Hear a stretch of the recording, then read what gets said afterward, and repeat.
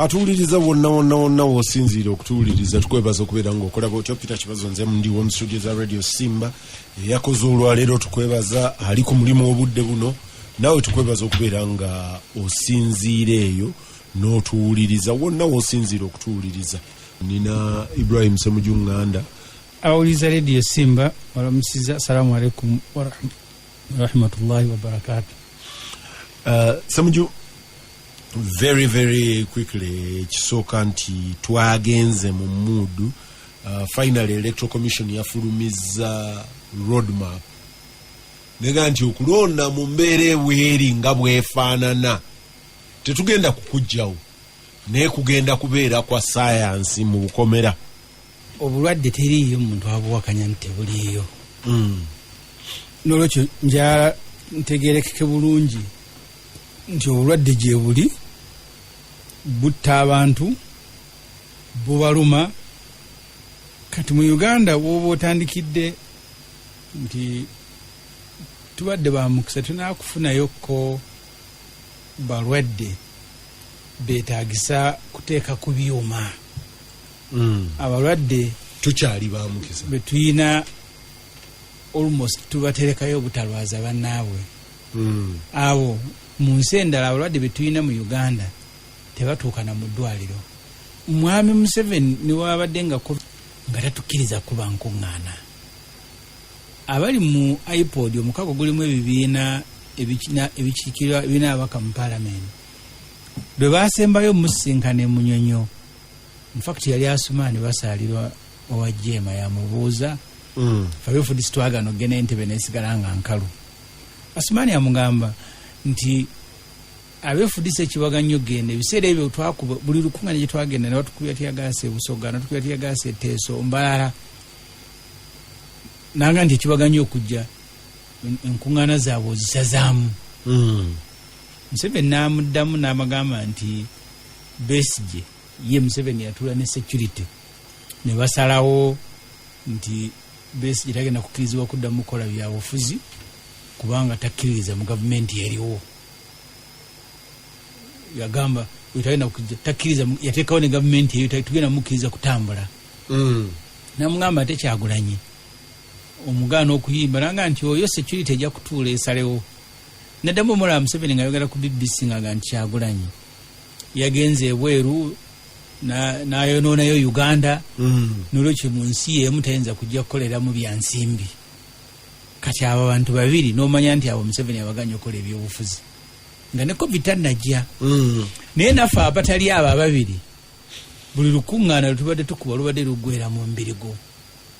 Nze nali mutesitesi wa FDC meeting eyali Namboole, naye nayo yennyini yafuuka ekizibu. Twasooka ey'abantu 1000 gy'otadde mu parking ng'ensi yonna eraba engwala ne zinyooka. So kati omuntu agoberera ebyobufuzi bya Uganda awo olina bitandikiro gye wano mu COVID. Ekibuuzo kyebuuze oba kituufu COVID yateesezaawo akalulu kano ke bayise scientific. So ansa njagala okuwa nti mwami Museveni ekisooka campaign alabika yazikoowa n'ebyokuvuganya ebyo tabyagalangako, naye olw'olumu abadde abireka ne bitambula okusobola okuwa ekifaananyi ekirungi nti akkiriza okumuvuganya.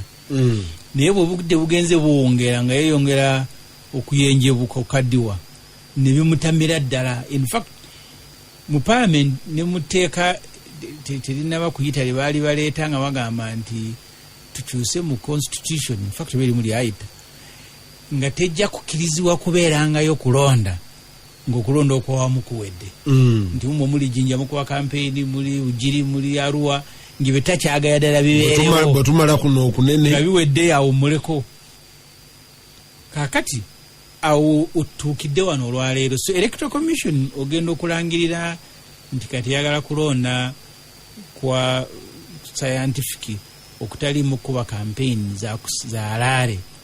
Yagala abantu boogere ku mikutu gya mawulire, social media, kuba bipande. Teyakikoze mu mutima mulungi ogusaasira abantu nti bagenda kwatibwa obulwadde.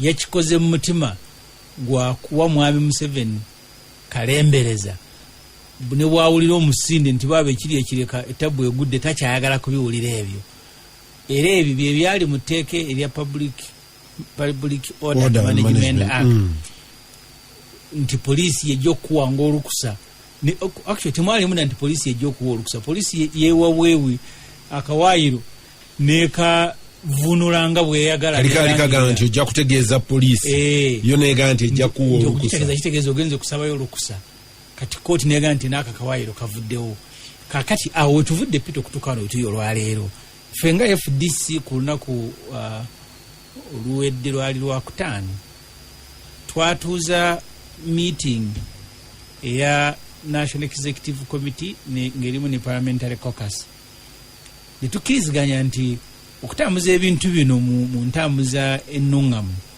tuteekawo akakiiko akaliko balooya Ssemakadde yakakulira bagende basome constitution ya Uganda n'amateeka agakola ku byokulonda tuleke kuwulikikanga abawakanya buli ekigwa mu dyoli nalowooza nti mu buli ekigwawo luli Professor Kabwejere yankubira essimu nali nva ku NTV ekiro nangamba nti singa balangiridde nti teriyo okulonda era wali wakanye nga ekifaananyi kyansiiga nti ffe buli mbeera gye baalirangirire twalikoze eki mwandiganye kati okwewala ebyo kukuteekawo akakiiko ako era ku lunaku lwokutaano tugenda kuddamu tusinkane FDC National Executive Committee ne Parliamentary Caucus tusalewo ku bintu bibiri ekisooka oba tugenda mu kooti bwe banaabeera nga amateeka gamenyebbwa nga bwe kimaze okweyoleka balooya abasinga obungi kye boogera ekyokubiri twagala ensonga eno okugizza mu bantu tubale tusiriseemu nga covid naffe twalina okutya kw'amaanyi nga tulabanga ensi egenda okuyisibwa obubi ennyo covid abantu balwale bajjule malwaliro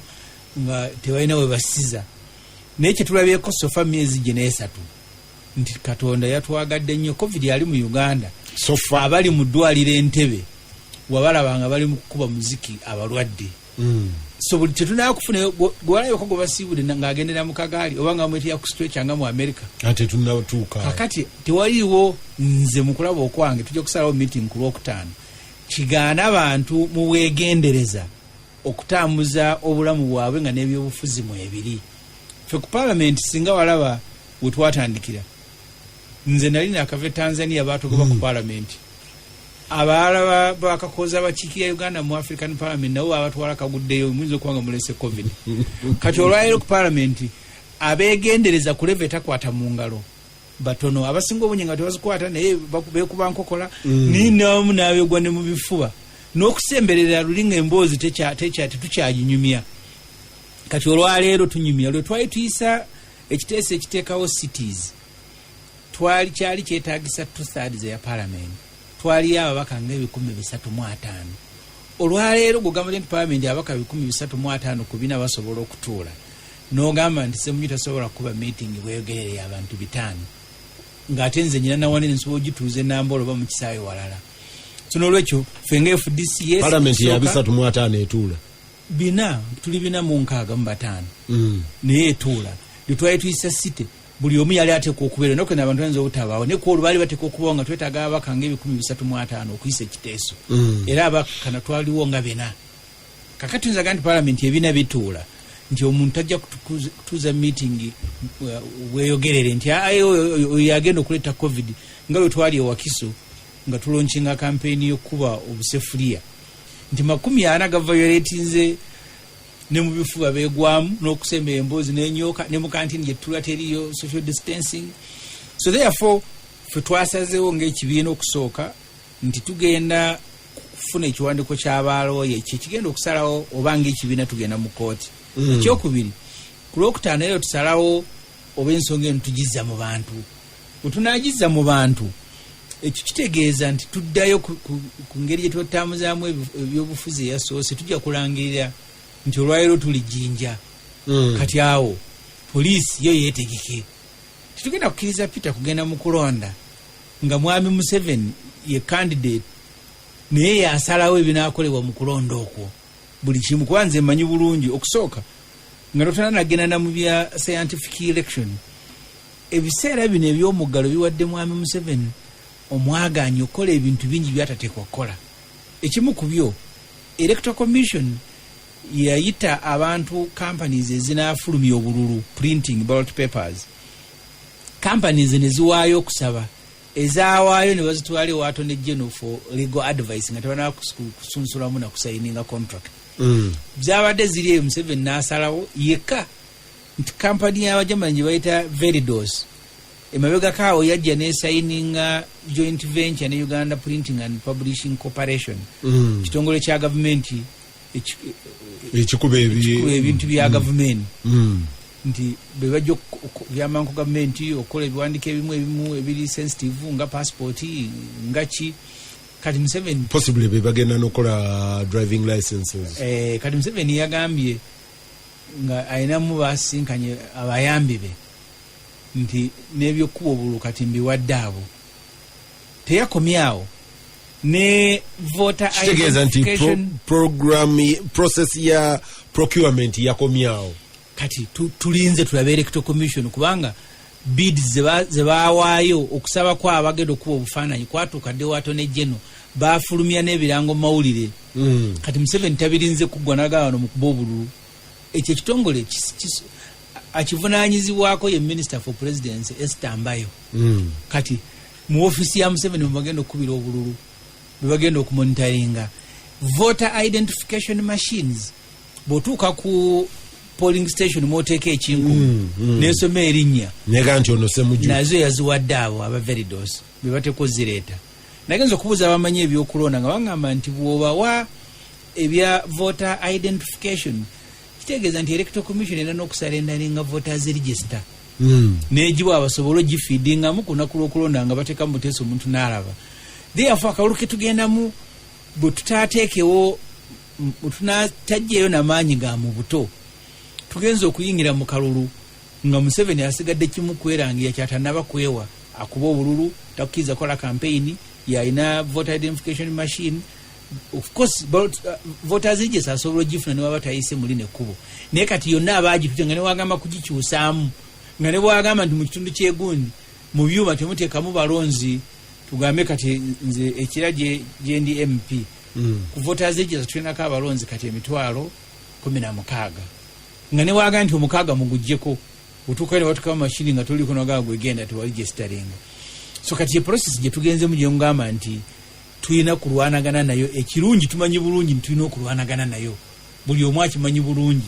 Bwe tunaatuula ewaka ne tusirika agenda kututwala bwatyo mu mpolampola tujja agenda okumaliriza nga tumuwerekeddeko kwerangirira. So ffe ku Lwokutaano tusalawo biki bye tugenda okukola mu ebyo mulimu ogenda mu kooti ekyokubiri mulimu ogenda mu bantu okutandika okulwanagana n'akalulu kano. Ampuliriza Lutindo Ssemuju owenna kasongola message yo nagirabye.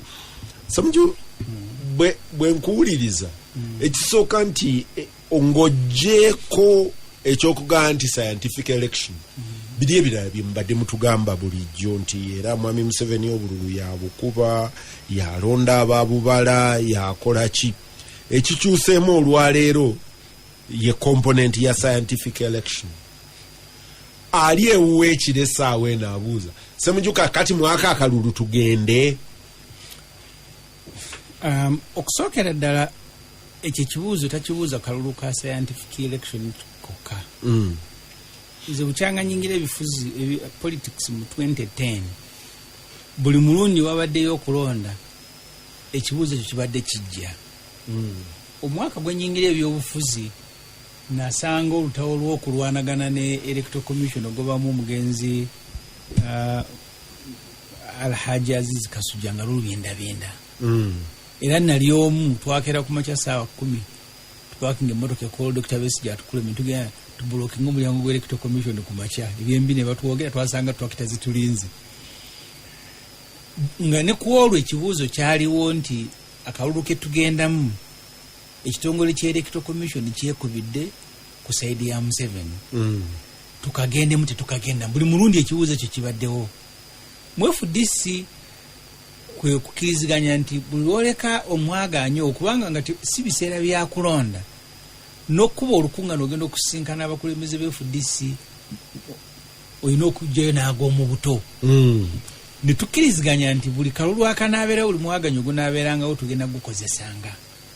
Tugende mu kalulu nga n'akalulu lutalo kubanga obukulembeze busobola okukyuka wakati mu kalulu nga kakagwa nga bwala Mubaraka bw'amala okuwangula akalulu Egypt nga wangule n'ebitundu 80 mu buli kimu ku buli 100 ate omwaka tegwawera nga abamuwadde 80 ku buli 100 bamugoba. So nga tulina okukkiriza nti buli mwaganya ogubeerawo okusobolesa ogenda okwogeraganya n'abantu n'okukola mobilization olina okugukozesa n'abakubadde ng'omanyi bulungi nti byogenda mu bibeera nze akalulu ka 2011 bwe tukavaamu tuyokogenda mu walk to work yali successful kubanga yali preceded by a 3 months campaign. Nze nali ekiraawo nga ngenda nnyonnyola abantu okusobola nkyakiki yakya Don Easting eri wamu olunaku kira ebitundu bya Uganda ebirala bye bitaakola mulimu gwabyo fetwaggalawo ko nga teriyo omuntu ayitawo nibasiba abantu abawera 600 naye nga tekyali ayisala mmotoka awo. Kampeyini eyaliwo mu byokulonda abantu yali level yabo of civic competence eri waggulu nnyo kati kampeyini kyekuyambako ne bwoba ogenda kubeera mu activities endala omwaganyo ogujjawo nga waliwo ebyokulonda gukuyamba ku ekyo. So therefore njagadde kuva eyo okukolaga Peter nti buli mulundi gwe tugenze mu kalulu ekyo ekibuzo tubadde tukyebuuza tugendemu tetugendamu. Akalulu akawedde abantu abamanyi ebyomunda gye bulijjo eyo nga tuvudde mu byobufuzi tuli basajja bakulu Katonda wale batuwadde obulamu ne tulewa tuwandiika ebitabo balitegeera meetings zetwabeerangamu ezimu ezitali zetuyinza okudeclassifyinga. Olunaku omu twatwena Dr. Kiza Besigye ewuwe waka nze Muwanga Mpuuga Medadi Lord Mayor Nambozi mpaka saawa 7 za kiro nga tubuuza twetabe mu kalulu tetwetabaamu. Dr. Besigye ng'agamba nti okwetaba mu kalulu kano tuwanga bagenzi okwerekera Museveni ku mbaga ye tunatuuka wefe batuze mu audience ye bamukwasa omugole bamutekeko n'omudaali ne tudibetinga mpaka ku 7 gwa kiro ne twawukana ngera yatugamba nti nze sigenda kwetaba mu kalulu. Kati oluvannyuma era kyobola Besigye musaasira abantu abamu batakimanyi abantu abakeeranga ewuwo omuganda oteeka okwetabamu nabo toyinza kubabala. Najja mu kalulu nga amanyi bulungi ne bwe tukawangula Museveni tagenda kukkiriza kuva mu buyinza ngera kye yatugambanga nti mu kalulu twetegekeremu kulwanagana na Museveni bwe bunafu tukyalina mu Uganda ng'abantu ffenna nange nga ongaseeko bwe tutuuka nga akalulu tumaze okukawangula Museveni yeerangiridde Besigye yagenda ku street w'omu n'omuyoola n'omukuba mu helicopter kakananga bamututte mu roto kye yali asubira mu bantu kye bagenda okuzzaako nti bano abaamuwa akalulu tebakizzaako. So kati ye ng'omuntu n'osigala era Besigye tukuwagidde emirundi n'emirundi buli muntu gw'owagira n'oteetaba mu kulwanirira buwanguzi obwo ansebeeremu. Olwo munamawulire omu mukulu sijja kumwogera linnya lye yatugamba mu kalulu ka Lord Mayor ka 2011 nanga nti nze navudde Nairobi okujja okulonda Lukwago kubanga abantu ne Lukwago balwanaganye n'omusajja n'otuka n'okusazaamu akalulu nesi Lukwago nti yali alwana bw'omu ng'ali wakatudde nze nali nakawa ku barracks. Olwo omuvubuka nakawa mwita Asumaani muvubuka wa bulijjo bwati yakola nze Ssemuju kisobola kukola nga tuli mbuyaawo babbira akalulu nagenda okulanga abasa omusirikale taayi amugawa walonze dda akalulu katabuse abasirikale bazze poliisi ezze embeera eyongedde okutabuka naye nga muvubuka wa bulijjo ali awo nakawa bamwita Asumaani namutya nnyo ku olwo nze nakola gwakuyoma naye nga kuleva ekwate omusirikale taayi naye sinaba kutuukawo. So therefore kyombuuziza nti yes kali scientific okazira n'otuula ewaka n'onga nti akali scientific sigenda keetabamu Museveni ajja kufunwayo ndabye Rumshana Charles Rumshana naye alangiridde tannatuuka ku bwa candidate asabye naye agende yeebuuze ku bantu referendum yali ya 2000 kye yali mu kati ambasada wa Uganda Nigeria Ochegere abantu bonna abalumirirwa ebyobufuzi bya Uganda baagaana okwetaba mu kalulu ako naye Museveni teyawula bamuvuganya bamuvuganya bonna olwamala akalulu n'abawa emirimu Ochegere nali Nigeria ne musanga nga ambasada wa Uganda mu West Africa twala ensinga 6 eyo lesoni emu kujooteeka okuyiga nti ne bw'onaalangirira nti fe abeefudisi tugenda tetugenda kwesimbawo abagenda okwesimbawo Museveni ajja kusula abaperereza abamu nga nabakibiina kyo n'ebibiina bajja biwandiisa. Kati lwobeera mu muntu ng'akola ebyobufuzi bw'ebityo, simanyi wano mu Africa nsi ki abantu gye baziza okulonda ne baziriya ddala nga teriiyo kulonda, ngezaawo okugijjukira. Wano mu Uganda Museveni atambuza NRM ne ku saidi yaffe n'abaako batambuza nabo. Temusobola kufuna nzikiriziganya. Ate Dr. Besigye atugamba nti ne bw'oba ogambye nti sigenda kwetaba mu kulonda, tolangira nti tetugenda kwetaba mu byakulonda, naye kulangira nti akalulu tekaliira n'olwana kulanga tekabeerayo. Olina kulangira nti tetugenda kukkiriza akalulu kubeerayo era n'olwana okulanga tekaliiyo. Naye ogamba obugambi nti tetugenda kwetaba mu byakulonda n'oddeeka nakyemalya lemeteriyo. Bw'aba alina abazinyi be abali okumpi abaga ndi musuleeko ngoma kino tukimaze. So amaanyi ge muteekwa ge mwalitaddemu nga munoonya akalulu, muteekwa okubeera nga muli bamalirivu okugateekamu okulanga akalulu ako tekabeerayo, bwe musobola okuleeta nakyemalira ku mmeeza ne mutandika okutegeregana. Eggana kye baakola mu biseera bya Rawlings yali mukaabu n'atuuka n'okupakiranga abantu mu helikopita bw'abasuula mu nnyanja mu ocean abamuvuganya. Naye wano ekikyabulamu mu Uganda wano olwaleero kyombuuza kale kibuzo tulina kukiddamu nga Uganda. Eggana university zatandika okwekalakaasa, abakulu b'amadiini nga bakulembedde okwekalakaasa, kubanga ensi si yaffe fe abali mu byobufuzi nti Kyagulanyi ne Besigye baabo tubalinze mukola ki? E Malawi same story, e Zambia same story. Naye wano nga bwombuuziza nammwe abamawulire mwennyini, tuli ku Uganda olwaleero enaasobola okubeerayo n'akalulu omuntu mwasobola okuyitira n'akyusa obukulembeze. Bwe kiba tekinnabaawo obuvunaanyizibwa bwenaka awo bwe baabusibira nga bwawe bateeka okukirwana bokka. Tuzze nga buli wabeerawo ekkoona ery'okuweta okugyawo ebisanja ekkomo ku bisanja, bannaddiini boogera ne bakomaawo, civil society olumu boogera nabo ne bakomaawo. Titulina kutuuka bantu balawa we batuuse. So therefore ku mulundi guno Sudaani abawala abato mu civil society n'abalala baakulemberamu bannaabwe ne bagenda gavumenti ne bagimaamulako. Kati wano oli akubuuza nti Ssemuju kyemuzzaako nga gy'oli nti Uganda samba ya bikajjo ya kitange yajali Nganda nti kikwata ku nze kandi bannange byenkwana ebyobufuzi. So therefore kibuzo saagadde kikudiza kukyewala kukiddamu. Kino kyendowooza nti ffenna abaagala enkyukakyuka okubeerawo mu Uganda n'akalulu akataliimu kyekubiira nga people power ne people's government lwe basobodde okutuula ne balangirira campaign. Tulina okutuula ne tusalawo campaign etutwala mu kalulu era ne tusaba n'abantu ne bagyetabamu. Abantu bairemu okutuwaka baakola nnyo. Lumuje n'omuntu yatugamba natugamba nti Uganda mulimu lw'entabula, nti yensi abakulembeze gye bakulembera okwekalakaasa ku lw'abantu, abantu ne babakubira engalo ne mubayitako nga bali awo baga nti tubalabye tuli nammwe, naye nga beekalakaasa ku lwabo ababakubira engalo nga ku lwabwe waliyo okwekalakaasa. Lumu tulangirira tekatifu ababa boogerera ebibiina tubeera ku buzandu bwe kimu gwokirangirira era baba bavuma gogo batandikirako. Tulangirira nga tuvudde mu kalulu nti tugenda kukola tugalewo amaduuka kusawo baavuma buli omu n'avuma kyavumye. Naye tuba tuli mu meeting ez'omunda nga tubuuza nti tukirangirire kinaakola. Dr. Besigye n'agamba nti tewaliwo buzibu lwaki tetukirangirira, nze buli wempita nga kyekiddako tubalinze pikakati lw'okuba si kyaffe nti ky'abantu tukirangirire. Banaaba tebakyetabyemu kukitwala mu maaso, teri agenda kuddamu kutubuuza nti kyekiddako. Katwadde mu campaign abantu njala ebaluma nti buli omu gy'oli nti gye muli nti twagala kuwulira noise gye mukola. Abantu nga baseka nti bale bakubye obusefuliya nga bifuuka nga byakuzanya. Kati eyo Peter ye Uganda buli woba ogenda okukola decision oteeka okumanya abantu buli ekigwa mu ddiiro basooka kukikubaganyako birowoozo. Abamu abasinga obungi ne bakisuula wali naye ate ene mabega nga bakiwagira.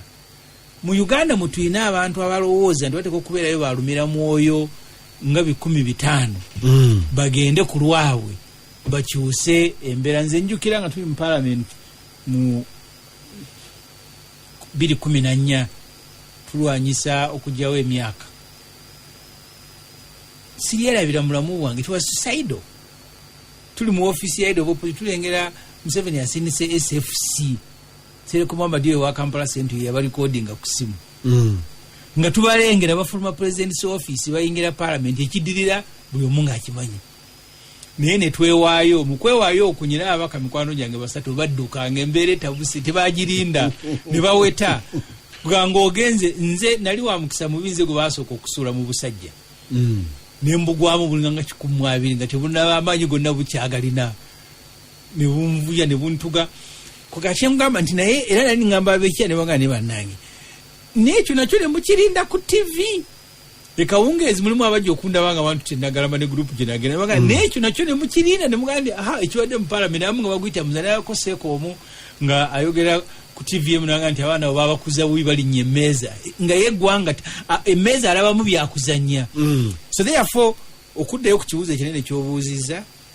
ffe nga FDC bwe tunaaba tusazeewo ku Lwokutaano nti era tudda mu bantu tetugenda kuddayo mu byakuzira nti tutuule waka tulina genda kulwanagana na mbeera eyo Katonda bw'atusaasira ne twetabiwako bannaffe oba tunaagiwanguliramu so therefore nze ndowooza nti ekigenda okuddirira kati kyaffe abaagala wabeerewo okulonda nga kuliwo nga tekulimu kyekubiira kubeera na meetings tesabukya bwe tugenda kwaŋŋaŋŋa mbeera eno naye nammwe abampuliriza abali eyo nga mwagaliza Uganda okutambula obulungi Mwami Museveni bw'anaalabanga nammwe because okulonda abantu bagenda ne balabanga okwaffe abeesimbyewo ne electoral commission ne batakulabanga omuntu ekyo nagamba nti Peter abantu ku ssomero beekalakaasa ne ku ddwaliro nga baleseyo omusawo bwe bituuka mu kulembera Uganda esalawo obulamu bwa buli kinoomu ne batta ku bigere ne batandika okudda emabega amaloboozi gammwe mwe abatubuuza ki ekiddako gateekwa okuwulirwa nga nammwe mugamba nti akalulu tukaagala nga katambuddemu eno embeera bwe mutaakikole tujja kulabikanga bannalukaala bajja ku leediyo ne twewerera bwe tumala ne tutambula nze kuba nsobola okuveka nali nkikozeeko nenga kati ngenze kwekalakaasa nekomera nendiyingia naye tekimala nali ebizira nensanga mawo ne Besigye wabatutte Nakasongola Kakande n'abalala abali batambudde nabo nayingirayo ku olwo bwomu abalala baali babasibidde wano kolo basibira abantu abawerako mu kira babasibira wano makomera aga wano ni komera lituka omukulembeze n'alemererwa mbeera nga mumaliridde okumalirira okwo temuyina kusaba bakulembeze bokka kuyina kubeera kumalirira kwa Uganda yonna ne mugamba nti akalulu kano tukayinamu interest okulanga eggwanga lifuna bamanaja abalungi Mwami Museveni bw'anaakiwulira ekyo naye amanya ne kati alabanga ebyaba Ssemuju Abesigye bali beekalakaasa bwekalakaasa Wafula Dawson byamukisa aga nti Ssemuju omusajja mulekeraawo omukwata n'engalo kid gloves owulira kye tubaddeko ekyo nti turn on the fire kati ekyo kyenva okuddamu yennyini Wafula kyabuuzizza Simba Shabane Bukomero mu kikuubo aga nti ono Tata Muhoozi Besigye ne Bobi Wine kati yabamaze Kirunda Philip, if there is a scientific election, it means there is no free and fair election because many Ugandans, especially the youth, can't afford it. So, Honorable, what's the role of our parliament in this? Acheta Henry ali Mutundwe abuuza nti kakati otuuka otya ku bantu beyond the media mulimu Acheta kanfunze message yo aga nti mulimu okumanaginga abantu okukolamu emirimu okukola committees ezo nazo bagenda zikolera ku radio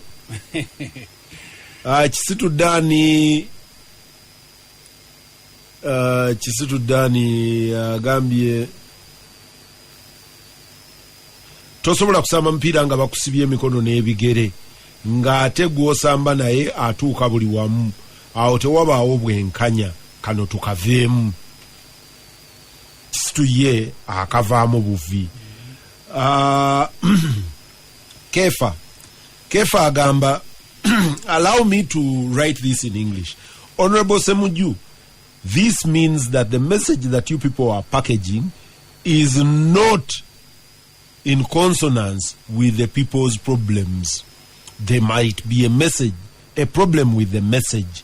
That is why when you talk, people look at you as if you are performers. No, kati oyo ensobi. Kansoke nkube birango tukomewo naawe. Lutindo ono ku Radio Simba, Peter Kibazo mu studio zo gikwanjulira, nina Ibrahim Ssemuju Nganda mbaka w'abantu b'ekira. Okay. Honorable Ssemuju, tandikira kwe yasembyeyo. Yasembyeyo yagambye nti messaging. Message gyetuwa abantu. Oba oli awo. Obuzibu nze mbadde mu kakubere kwekalakasa kasubere ki embeera abantu mubakoleramu ebyobufuzi eyawukana. Wano ewaffe tuli bagumukomuko ate okusinga e Rwanda, kubanga embeera eyawukanamu keera wakati wa Uganda ne Rwanda. Naye omuntu bw'agenda e Rwanda alabanga n'abantu abatasobola kuwakanya gavumenti. Wano Mwami Museveni omukono ogw'ekyuma gwakozesa abantu batono abakyematiza mu mutwe nti nabo basobola okuteekawo embeera omukono gw'ekyuma ogwo ne bagulwanyisa. Message tekyukanga. Dr. Besigye bwe basooka okumusiba ekibuga abantu bayitaskini bakola buli kimu. Ne basasula omuwendo munene. Nagenda eruzira okulaba abaana be basiba ku byekayunga. Tulina basegonaawo. Kyonga ndi bannayuganda olutalo balulekera oyo alwaŋŋanze. Abavubuka abaali balinganga 25 batugamba nti na family after about 3 months zaabanga tezikyabaleetera mmere, ne babeera on their own. Kati wano mu Uganda ekyo kitiisa abantu bangi.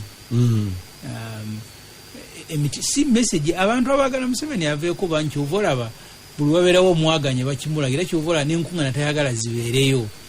Singa message yembi ne kunkuŋŋaana tebaalize kuwulira message eyo mbi, naye ye Museveni akimanyi bulungi era n'akozesa omukono ogw'ekyuma. Kyovola mu kalulu ka Arua wali oyinza okulowooza nti ba pulezidenti bamusazeeko okutu eryanya eryakozesebwa bakubye omuntu n'amasasi afudde. So kati abantu okubajja ku ogwo omutendero batwala kukakasa nti balina okwewaayo ko Sudan mu kwekalakaasa okwatwala Bashir yakakana abantu abamu babatirimbudde babasudde mu River Nile, naye bamala baswa mu River Nile era enkeera baakumu. In fact bo bekalakasizanga ku barracks kwedikuta y'amagye nga kubatudde kuba bajja ne bakuba amasasi abaala enkya ne badda. Ekyo kikyabulamu wano okutya mu Uganda kufa abakulembeze ne ku bantu ba bulijjo kukyali wagguluko kugenda kukendeerako ne tekunaakutuuka okuteekwa kubeera. Kyenkugambye ntwayingira mu Parliament ku olwo nga tumatidde nti waliwo okudda n'obutadda, kubanga omuntu alaba abasirikale nga basimbye Colonel Peter ne bayingira Parliament ne mugandika tugenzeeyo okufana kuwona naye twagendayo era omumisa n'ginyoka zaake bagenda omuleeta mu motoka mwe nali nze nasookamu nga kutakyamanyi biri ku nsi. Era abasinga okuteekawo olutalo wale nga mutwala mudwale kwaliko naani omulala kuba motoka balyoke bamuyolemba mutwale. Determination ye gyalina ye ng'omuntu teyenkana bantu bakiikirira tesigandi message tebajagala. Kyovola ne bamukwatanga bagabira emmere era bo tebaatuukiriza buvunaanyizibwa bwabwe. Ye zaake ng'omuntu yatuukiriza obuwe ng'omukulembeze mu Uganda. So it's not a matter of messaging. Abantu olw'omukono ogw'ekyuma ogwa Museveni gwabataddeko abeewaayo okumalirira even nze Dr. Besigye yatubuuza tuwe ebyuma tugende bintu bibiri tuba tuli kulaale kubasabira ebyuma enkuba n'etonya ne banoonya ow'okweggama n'aseka. Nagamba nti kakati mmwe abagandi mutuwe muntu tugende mu nsiko enkuba gyegenda okukuba omwaka gumu ku mulala nga ne kulaale ovuddeko nti enkuba ekkuba okyokubiri tiya gaasi batokosayo bubiri n'atannaba kuwa tiya gaasi misinde. Nagamba nti kati mukyabula mukyetaagisa training. So therefore obubaka bwa Uganda si message abantu embeera bagiyitamu, naye omuwendo gw'okusasula abeeteefuteefu okusasula omuwendo ogwo namba yekyali entono. Ssemuju tutuke mu message ezibuuza ku mbeera eno yennyini eriyo eyabadde yabuuza aga nti Honorable Ssemuju ono weewuwo najeera aga nti Honorable Ssemuju kituufu munangirire eno tugenda kulondako president n'aba-MP local governments teziriimu. Omulala ye n'abuuza aga nti kino ekibuuzo ekiki ekiwulikika nga kiri practical abuuza nti radio mu bitundu bya Uganda and kino nagambye abantu wano emyaka giwezeko emabega bwe nali nkola research ku mawulire quality ya mawulire nasanga nga radios ezisinga obungi mu Uganda bannannyinizo bannabyabufuzi okunozaako faith based organization nga madini Bisiraamu Bukatuliki balokole bebaddako n'osembyayo ekitundu ekitono ennyo aba businesses. Kati ng'oyabuuza nti ku radio Ssemuju nga yennannyiniyo banakyazaako kibaza amuvuganya. Tebasobola bw'ogenda mu Western Uganda almost buli minister ali mu gavumenti ya Museveni alina radio. Abalala abantu kinoomu abalina radio bazipangisa. Kati more than half ya radio stations mu Uganda ziri mu mikono gy'abannabyabufuzi era baziteekawo kolerako byabufuzi byabwe.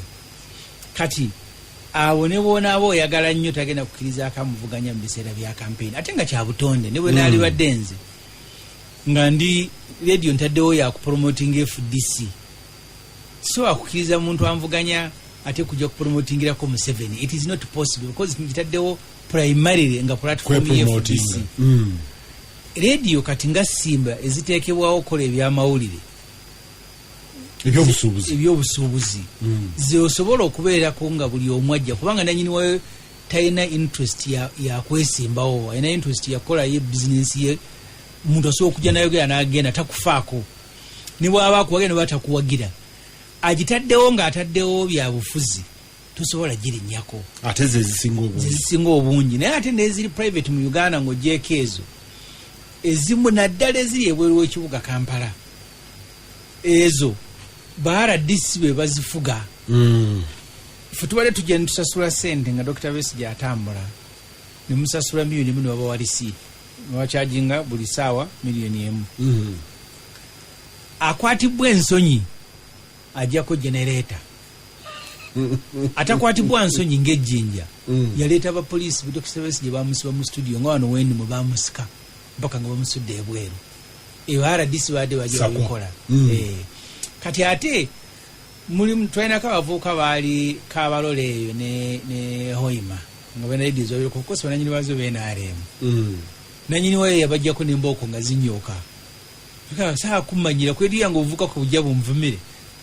Kati etteeka erikwata ku kulonda wa president ligamba nti TV ne radio eza w'omusolo kanzikozese kankozese ekikusizaagamiza National Broadcaster ziteekwa okuwa abeesimbyewo obudde kyenkanyi ekyo ekiri mu tteeka ez'abantu kinnoomu oba bannabyabufuzi oba abasuubuzi teziinaayo tteeka libalagira kuwa abantu budde bwa kyenkanyi zigendera ku bino byamawulire nti owamawulire yalibadde ali balance n'aleetayoko omuntu naye teziinaawo tteeka nti musango bagenda bakuvunaane nti Ssemuju bamuganya okujja ku radio nga nanyini wayo NRM. Ekibuzo ekyo bwe kiri nga tona nagenda ku bantu bawuli omu ajja kuziwulira oba buli omu alina radio ayina amanda ayina amasanyalaze radio agine wakoba TV ezo bananyini baazo abazitandikawo ku ttaka dingidi ka byabufuzi byabwe.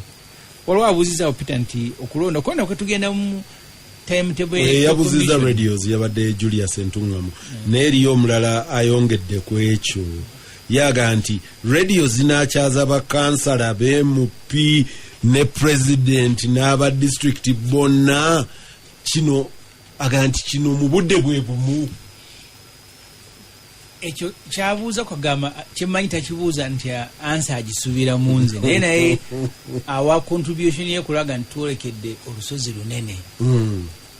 Ekira n'ebitundu ebirala eby'ebibuga ne kati kankuweko kira mu kuddamu okola ze bayita demarcation okusalamu ebitundu ebiteekwa okukiikirirwa abantu kira municipal council wetugenderanga awo wetuli ate nga manyi wetugenda okugendera buli kyalo ekiri ekira kigenda kukiikirirwa kansala ku municipal council era buli ku division tugezanga division y'ekira y'ebweyogerere ey'enamugongo almost buli kyalo kigenda kubeera ne kansala tegeeza nti kira obukulembeze bwayo obwa local government bugenda kubeera ne bakansala niyalinga 200 n'okusoba kakati ne bwoba olina rediyo nga zijjudde mu kira bakansala 200 bwe babanga ebifo by'obwakansala biri 200 nga beesimbyeko bali 4 abo abali 8 Uganda bayirayo Peter yemu ku nsi esingamu okwesimbwawo almost buli kifo. Electoral Commission utugendedde mu COVID yali etuleetedde ekiwandiiko ekiraga nti ebifo ebigenda okwesimbwako omwaka ogujja guno gwe tulimu ogw'ebyobufuzi kati biweeredde ddala $1,600,000 ebifo ebigenda okwesimbwako mu Uganda. Kati ebyalo villages ziri mu $600,000 naye ku kyalo kuliko olukiiko olw'abalema baliko obulemu ku mubiri, kuliko olw'abakadde, kuliko olw'abavubuka, kuliko n'olw'abakyala. Kaakati bw'okubisaamu ebifo ebyo ng'obikubisizaamu ku kyalo n'obikubisaamu ku muluka n'obikubisaamu ku gombolola n'obikubisaamu ku municipality by'otuukira ku district bagenda okubalanga ebifo ebyesimbwawo tonaagattako LC1 nga bituuse mu $1,600,000.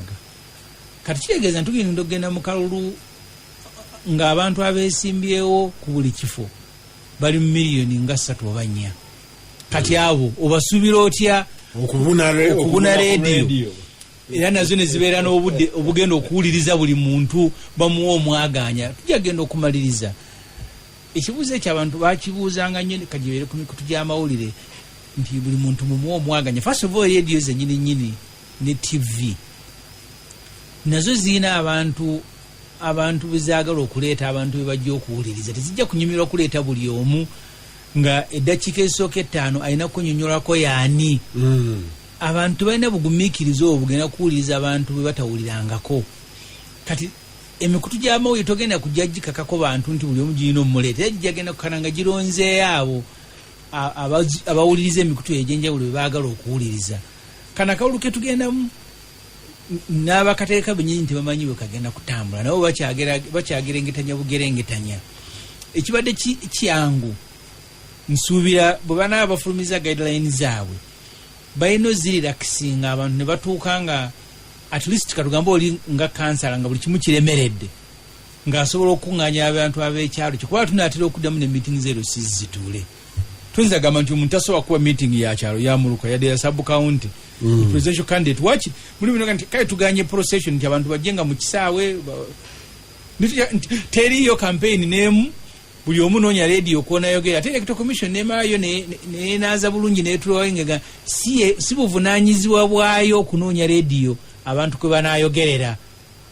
Yo ku level ey'obwa president ejja kulwana kulaba nga UBC abeesimbyewo ebawo omwaganya gwe gumu ebisigadde mwerabirire. Kyekirangiro ky'Electoral Commission. Ssemunju yansesa wano. Ssemunju abuuza mbu Electoral Commission eneegenda ku rediyo zino neeka nti kati buno obudde bwe bwa kampeyini simba sooka oggyeko binsanga wano sooka oggyeko gundi kati budde bwa kampeyini. Ekyo of course twali tukyebuuza wano. Electoral Commission egenda kusasula time ku radios blocking out nti twasasudde okuva ku ssaawa bweziti okutuuka ku ssaawa bweziti oba bino bya kusaagamu. But eriyo abadde akubuuza nti kituufu tugenda kulondako parliament na presidency. No programu yafulumye mu July muno bwe mbase nja kuddamu njetegereze naye bwe wasi July mu August tutandika okulonda enkiiko ez'ebyalo ez'abantu abaliko obulemu ku mubiri ez'abakadde n'ez'abavubuka. Ezo enkiiko 3 tutandika kuzilonda mu bbanga nga lya mwezi gumu okuva kati. So ekibuuzo nkizeemu nti okulonda kugenda kubona ku buli kimu. Kaakati ate awo basaasire okulonda okwabwe kuzze mangu nga ne Electoral Commission nakufulumya na guidelines ya kugoberera mu kulonda. So okulonda kwonna electoral commission yakulangiridde nti gyekuli etalangiridde ye campaign yadabuuza role ya parliament mu kino muli involved parliament ina role oba parliament bwefuna guidelines electoral commission nga muddayo eka nga mugobererezo parliament ku lunaku lwokubiri wiiki ewedde yali eyise minister akola ku bya justice and constitutional affairs oba byamateeka nebya constitution Professor Ibrahim Kamuntu atunyonyole okusooka ekibuuzo twakibuuza electoral commission tenayakufulumya roadmap nga minisita ayitibwa kunyonyola oba okulonda gyekulira kunaabeerayo kutya kaakati abatanakujja kunyonyola ate electoral commission nefulumya roadmap speaker naddamu n'akikakasa nti Kamuntu alina okujja okunyonyola parliament okulonda kuno nabyo ebyogeddwako abantu byebabuuzizza ekisooka biri mu mateeka eggwanga ligenda kubitambuza bitya kubanga kino kigenza okujja nga wetwatandikira lwakuba nti olumu twerabira nituva ku gye twatandikidde nga parliament ebuuziza minisita w'ebyenjigiriza mukyala Kataaha atubuulire oba okusomesa abaana ku TV ekyo njaganya abantu byombi babikomparing okusomesa abaana ku TV ne ku radio abaana abantu abakiikya district ez'ebyalo nga bagamba nti material ze babaweereza tezimala n'abantu abamu tebalina radio tebalina na masanyalaze tebalina na TV eriye yabadde agamba Halidi yaye yabadde asaba busabi kunnyonnyola nga anti Honorable Ssemuju watyanga electoral commission taking over public broadcasters nezibeera nga ziri mu mikono gye electoral commission mu budde bw'okulonda banaaba tebabawadde space Mansur Kigula yagamba nti Honorable Ssemuju bw'obeera ne message anywhere osobola ogidrivinga Ssemuju otambuddeko ebulaaya gy'oyita buli wamu balina raale nga z'olaba wano ebulaaya wanjawulo e London toyinayo maka g'osobola kuyingira mpita nga temuli mu TV ate seemu n'abaana basanga bayina nze nyina munywanyi wange ntera okumukyalira e London naye n'abaana be buli omwe waka ayina n'essimu smartphone bakebeera ne ku budde wether bwenaabeera nga bagenda ku masomero ne bakubira bazadde baabwe ne babanona saagala geraageranya nnyo Bulaaya ne wano twawukana mu bintu bingi waliwo omu yatukubira essimu twali ku leediyo emu nanga nti kaakati mugaye nti abaana bagenda kusomera ku leediyo fe abaffe bakeera kulima mu Uganda ebintu byawukana ne Bulaaya gyagambye aŋŋamba okutambulako yesinzikiriziganya nekyagamba naye tekifaanagana wano nze mu mwaka gw'2000 nali nkyakola mu Monitor ne tutwalibwa e Bungereza nze Ofono Opondo ne John Kakande twalondebwa mu bannamawulire 10 mu nsi yonna ogenda okutumya okulonda kwa Bungereza June 2000 tewaaliyo laale ze twalabako buli maka galinako akasanduke ka post office abeesimbyewo batwalanga ebintu nga balina ne ba agent buli kasanduke ka muntu ne bamuteekeramu ng'era asobola okudda eka n'asoma ne ku TV kyobola nti mu America okulonda okwabwe kuli expensive because bakozesa nnyo TV okusinga ebintu ebirala kakati wane waffe tetunaba kutuuka kuokwo okulondwa okwokuweereza ebikwata ku beesimbyewo mu post office ebibaweereza mu mikutu omuntu asaba kilo yakawunga y'omwaka 2025 Peter tuyinza mu expectinga kubanga yina sente zaateekako internet agoberera ebintu ng'anoonya 2025 za kawunga gw'osanga nga talina siringi 5 zimuleeta mu Kampala n'omuyitako wali ku sawa ya Queen ng'atambuza bigere okudda gye yavudde Seguku titunaya kutuukayo eyo twagala nnyo okutuukayo ne Museveni atutambuza kasoobo n'olwekyo saagala kunenya muntu nga tasobodde goberera byakulonda ng'emikutu egiriwo tagisobola gwalaffe ne ku level ya parliament olumu nawe bakusaba sente za DSTV n'owulira nga zikaluubiridde ne bakusaba sente za TV abantu eka kubatika kintu kye batajja kusobola naye ebyobufuzi ebyaffe n'okubyawulakanako newala n'engeraageranya y'abantu eyawukana mu nsi ezo zoyogerako omuntu asobola okutunulya ebyokulonda neyeesalirawo nga teriyo n'agenda kumuwa sente nkuwadde singi 10 genda olonde gundi naye wano tukyali mu byakulwanagana nabyo n'abantu ogeraageranya ebyobufuzi n'apimamu n'alaba nga bikwata ku ye ng'omuntu kikyali kyakulwana bulwanyi nakyo Ssemuju onaga nti bwe bandigambye teriyo okulonda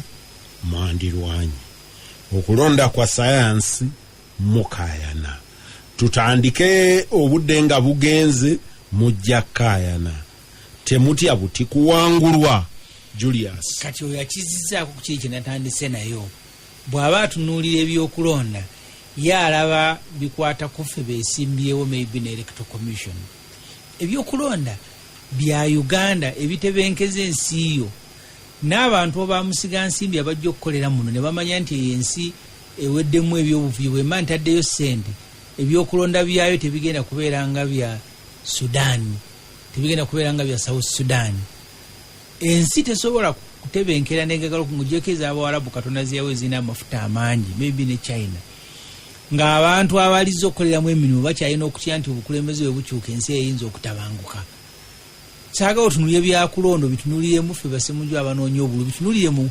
stability ya Uganda omuntu gyokakasa nti akalulu kagenze musigena kubwanze pita ebimu ku bintu ebisinga okunkaluubirira mu bulamu bwange kwe kugamba nti omuntu agenda mu kalulu atekwa n'okunoonya abaana akakuma buli omu nga kakasera nti akalulu kagenda kubbibwa naye nyina kunoonya era ne baba bakubbi ab'NRM ne bakugamba nti oyogera kinga ne ku polling station wadde toyenaawo bakuma kalulu nga bakakasa bulungi nnyo nti bwe waba toyenaayo akuma kalulu bateekwa okukubba era tokayana yeti omuntu yali wadde yeesimba yabuuza ekibuuzo eyasoose ebungereza omuntu results zimusanga wakali bamugamba ndi wawangudde nga talinayo agent n'omu gwasindise anywhere ne bakuŋŋanya results ze ne bazimuweereza nga ne bazipostinga nga yawangudde naye kakati wano teebereza nti Ssemuju yeesimbyewo ekira ali waka nina gwe mmanyi ateekeddwa okubeera omubaka nammwe omulundi guno mu palamenti yali ateekeddwa okubeera omubaka unfortunately mu kubala akalulu k'ab'obwempi teyayinaawo agent kakati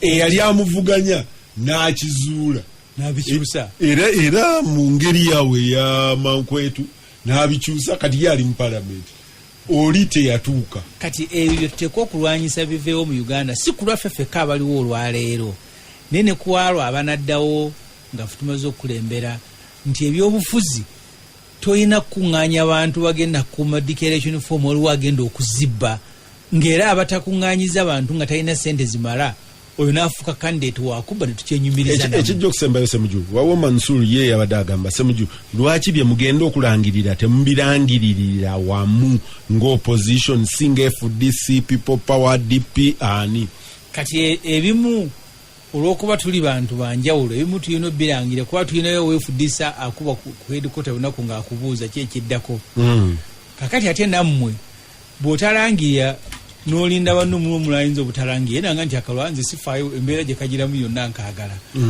naye nga kyagamba kyekituufu era tuli mu kuwuliziganya ne bannaffe kansuubire nti okuwuliziganyira kwaffe kwe tuliko kujja kutuyamba tusobole okulangirira ekintu nga ffena tugenda mu kimu ekyo tweyanziza ampuliriza nate olunaku lw'enkya